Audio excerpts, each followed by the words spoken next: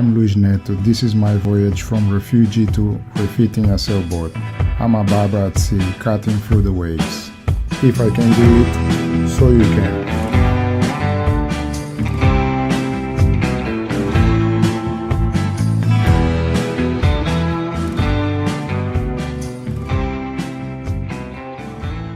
This is where the rope goes through from the starter, pull or pull starter. Let me know in the comment below. So the rope goes through here. I want to add this low friction ring so to try and stop the friction. So I'll have to add some sort of epoxy glue. It is glue in place. Epoxy ring is there. So now I just need to clean excess of epoxy or glue. Low ring friction in place. Just need to let it dry and tomorrow assemble it and see. I've managed to fix the issue with the pull starter rope, and there was a massive hole in it which I've glued with epoxy, and I've also put a sticker so it looks nicer rather than you look at the epoxy. At the same time, it tells you which side has to be up, because when you lay this type of engine, it has to be in certain position. I'll show you guys how I've glued it. As you can see there, this is where I've glued, but because the glue is a different color, I would have to paint it with the black, so I just put a sticker on it.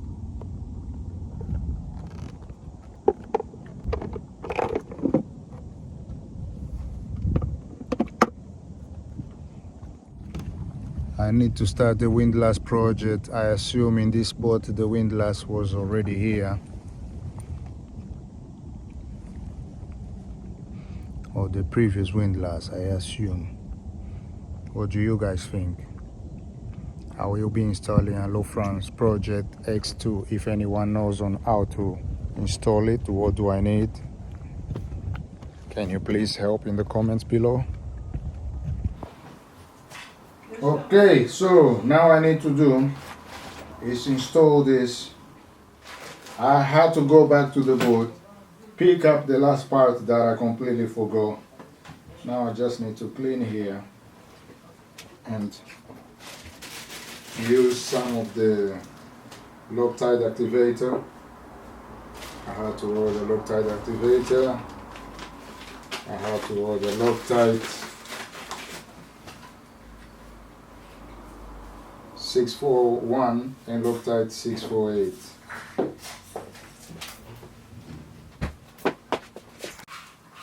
Clean the shaft. First I did sand it with the 360. Now I'm sanding the shaft with the 800 grit. Shaft is cleaned. Clean it with a little bit of paper. Now I need to put all the cables inside of the bearing so you can go through. Easier to do one by one because I've got knots on the cables. You don't want to rip any knot because I will need to be able to read what says in there after so that I can put it back the way it was.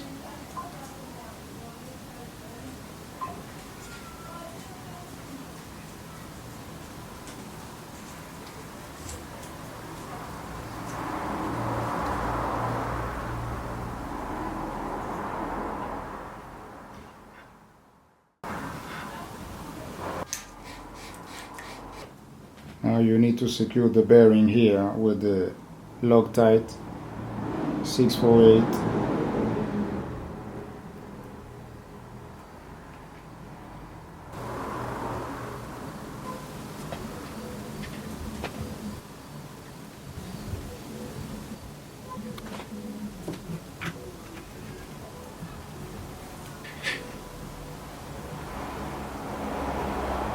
Okay.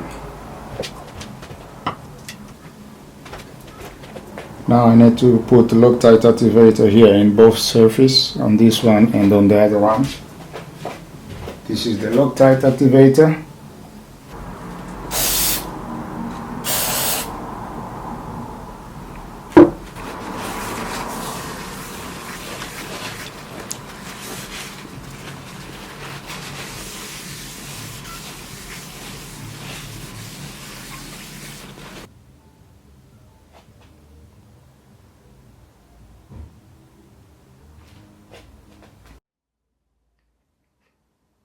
Bear in mind that I've cleaned the surface properly.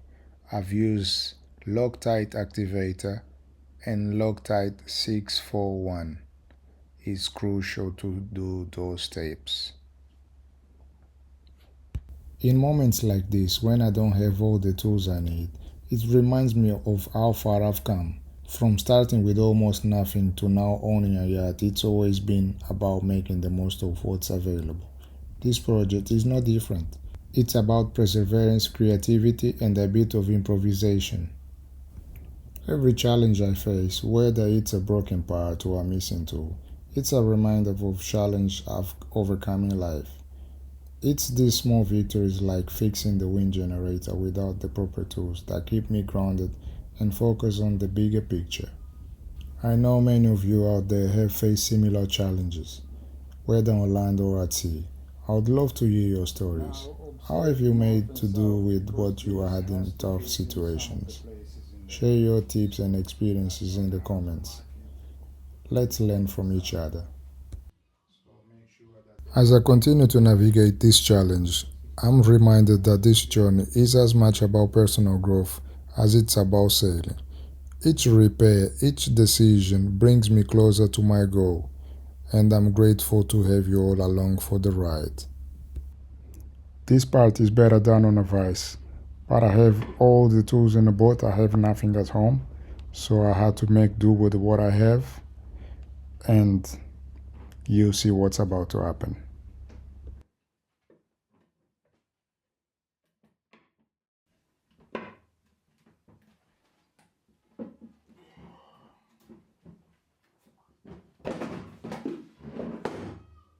Nightmare.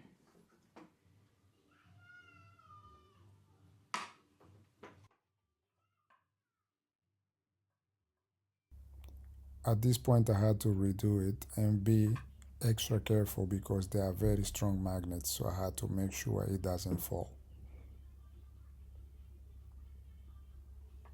The wind generator is a crucial component on the yacht.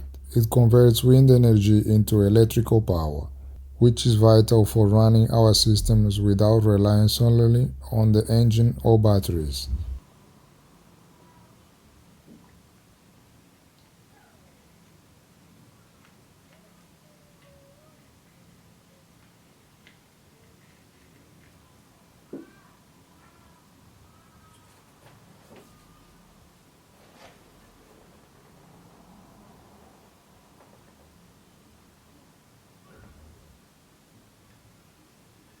Swell!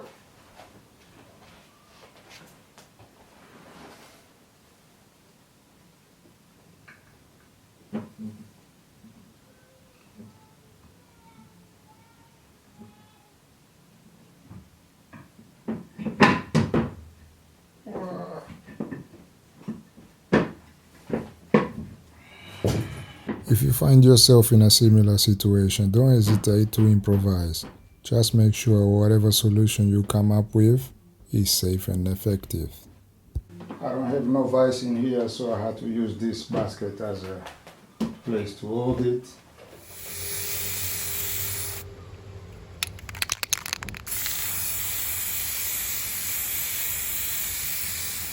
At this point you need to tighten all the screws, which I've done most of it off camera.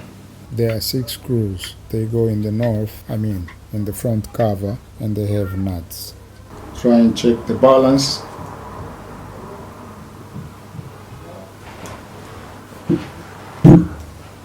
Just to see if it's proper aligned or not.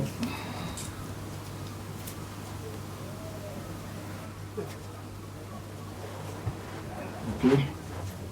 And this one is next.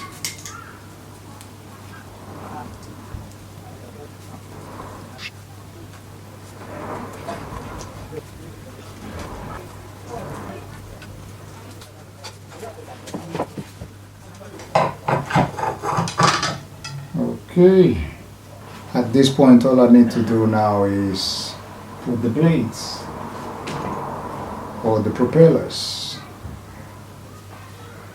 I have marked the orientation so I know which side is the back and which side is the front.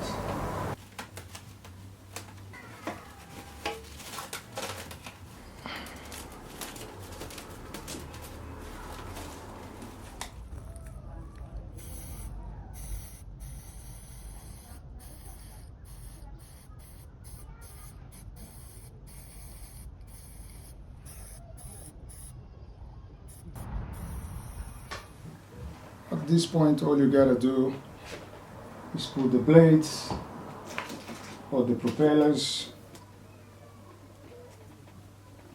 I don't have no tools here at home. I left everything in the boat, so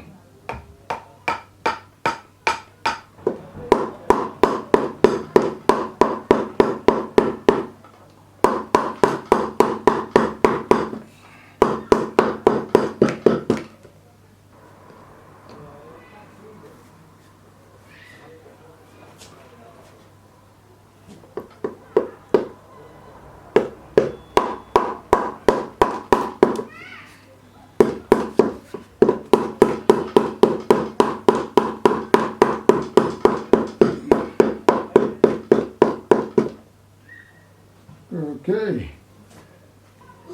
Now I need to secure all the propellers with the screws, which they are those ones. Need to secure each propeller.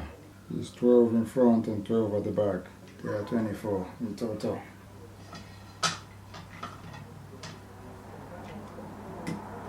And start removing those marks because it's all assembled. All that we will need now is the ones in the cable, which I have made previously notes on a piece of paper, and also took a photo of that piece of paper just in case if I lose the paper. I always have it on the phone.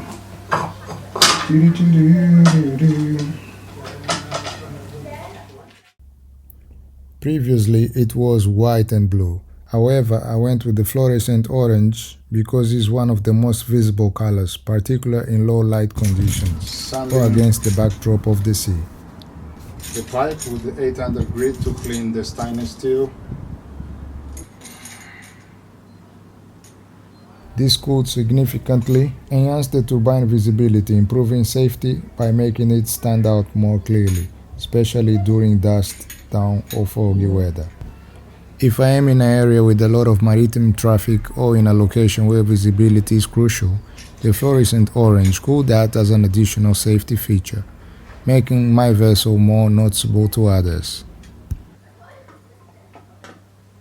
If you enjoyed this episode, consider like, subscribe and share. It helps the channel grow. Thanks for watching.